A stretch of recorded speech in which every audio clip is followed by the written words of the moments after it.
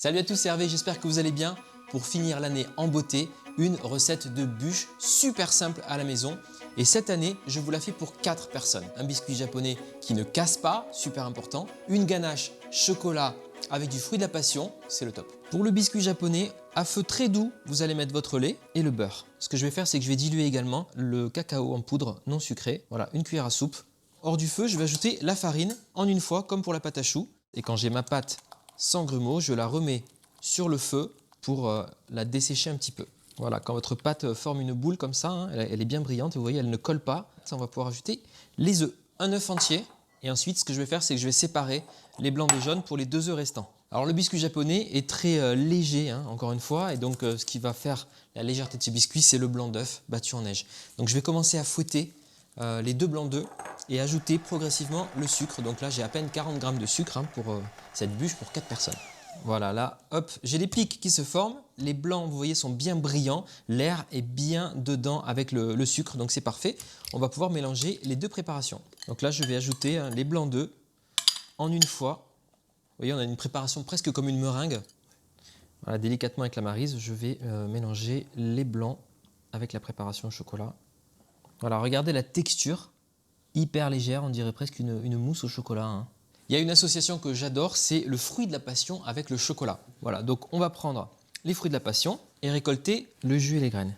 Alors pour une bûche pour 4 personnes, on va prendre une petite plaque qui fait 20 par 30. Du papier cuisson, et ce qu'on peut faire à la maison, c'est mettre un petit peu d'huile ou un petit coup de spray de démoulage. Hein. Allez, on vient verser la préparation et ensuite simplement, hein, en bougeant votre plaque, vous allez répartir la préparation bien dans les angles.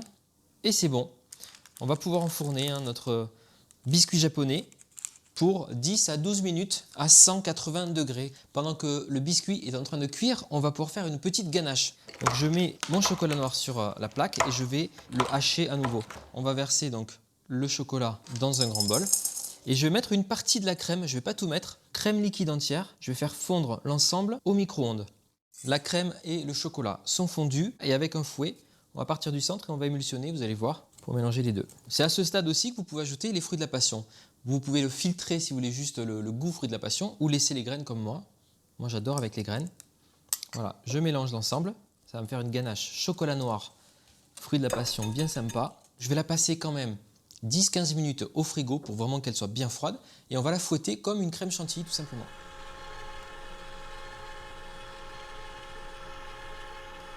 Voilà, le biscuit japonais est prêt. Regardez la texture du biscuit japonais, hein. On est sur quelque chose de très souple. On va prendre notre ganache au chocolat qu'on va étaler hein, sur le biscuit en fine couche, petite couche de coco râpé dessus comme ça. Et ensuite on va rouler le biscuit. On fait rouler la bûche tranquillement, no stress. Voilà, là vous pouvez venir combler sur le bord. Voilà, avec la spatule, je vais venir juste ajouter un petit peu de ganache tout autour. Et lisser ma bûche.